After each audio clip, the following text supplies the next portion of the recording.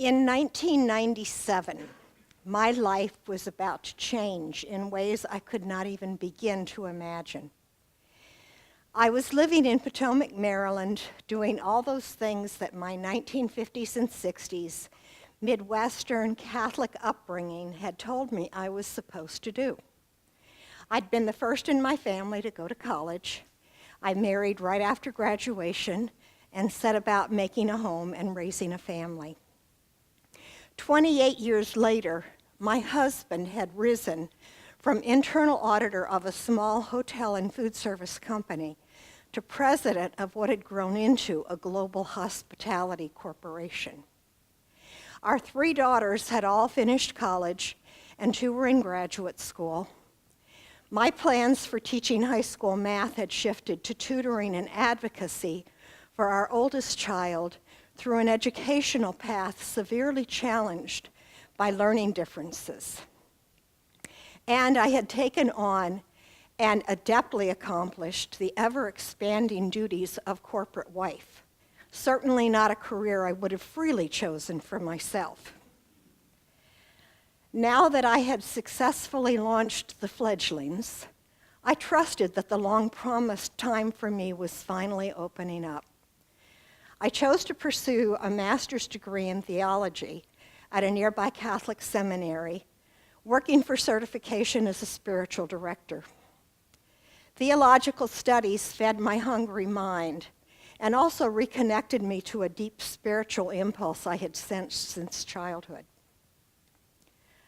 One day in late September, one of the younger students approached me and asked if I would be her spiritual director.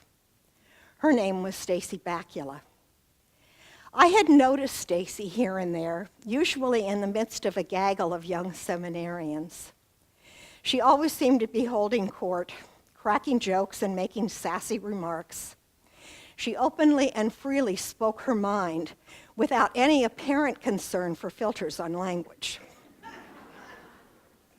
As she turned to walk away that morning, she casually said, "I have to warn you, I have some pretty heavy shit. I'll understand if it's too much for you." During our first 2 sessions, Stacy's heavy shit completely broke me open. First, she told me of her terribly abused and neglected childhood. And then she disclosed that she was living with a terminal illness that was rapidly and irreversibly eroding her brain and would most likely kill her within the coming 9 months. She was at that time 28 years old.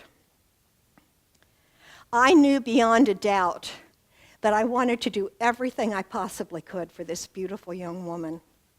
I also knew that this could not be a typical spiritual direction relationship. Fortunately, my practicum group helped me resolve any ethical dilemmas. Stacy shared an apartment with Andrew Grenier. She had met Andy when she was in college in Minnesota, shortly before being diagnosed with a fatal neurodegenerative condition. Andy had stepped up when Stacy's family refused to help or get involved. There was no treatment for her illness, so when Stacy was offered the opportunity to participate in a research program for experimental neurological treatments, Andy graciously offered to accompany and support her. They ended up moving to Washington, D.C., where a friend of Andy's offered him a job at Mount Vernon College for Women. Stacy was able to travel between Georgetown University and NYU medical centers for drug trials. When a brief remission opened for her, the doctors suggested that she take some art or other classes.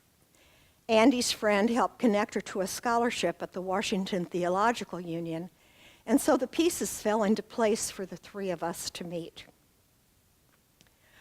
Over the next few months, Stacy's condition deteriorated. She was often too sick to be alone for any length of time. While Andy was at work, I spent as much time with her as I could, with as little disruption to my own home routine as possible. The quiet presence Stacy required thrust me into a self-reflective space where I came face to face with truths I had avoided for far too long. The fierceness with which she lived her life helped me realize that there are more ways to commit suicide than actually ending one's physical existence.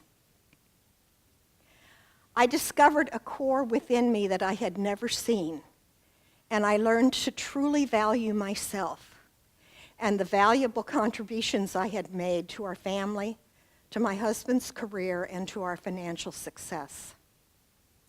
But most importantly, I found my voice, and with it, the courage to stand up and make myself a priority. And I had to acknowledge something I had refused to accept for years before ever encountering Stacy. If I was going to survive as a person and not merely as a functionary in other people's lives, I was going to have to get a divorce. The love and support I received from Stacy, Andy, and several old and new friends affirmed and held me as I moved into the most devastating and painful period of my life. It took 18 months to work out an equitable separation agreement, and I was heartbroken to have to face the fact that no matter how much I wanted it or how hard I tried, I would not be able to preserve any kind of friendship there. Stacy's remission had ended in the spring of 1998. She continued in drug trials that were at times incredibly harsh. Despite horrible odds and hovering on the edge of death on more than one occasion, she survived through a second and into a third remission. By the fall of 2001, there were no longer any drugs in the pipeline for her to test. Following my move from the home that I had so lovingly and joyfully created for my family, I chose to move to San Francisco for PhD studies in women's spirituality. Since Andy and Stacy no longer had anything holding them in DC, I asked if they would like to move west with me. We chose to become an intentional family, loving and supporting each other where our birth and marriage-related families couldn't or wouldn't. After just over a year in San Francisco, we moved to Santa Barbara in late 2002, when it became obvious that Stacy's condition required a change of environment. By March 2004, I had to admit to myself that I had fallen in love with Stacy, and I asked her to be my partner. We held a private ceremony on the beach in Santa Barbara, pledging ourselves to a partnership, not until death do us part, but for however long we could support each other in becoming the authentic selves our souls called us to be. We made a similar commitment with our brother Andy.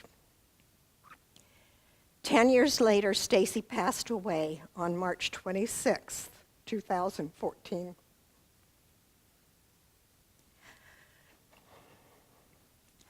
Our mutual and often meandering journey has been one of remaining open to discovering the environments and circumstances that contributed both to each individual's health, but more importantly, to the fullness of who each of us has had the capacity of becoming. It was 2009 when we arrived on Whidbey Island. My soul knew within minutes of driving off the ferry on that first pitch-dark December night that I was home. Stacy's reaction, not surprisingly, was, "F me, can't we at least wait until we can see something?"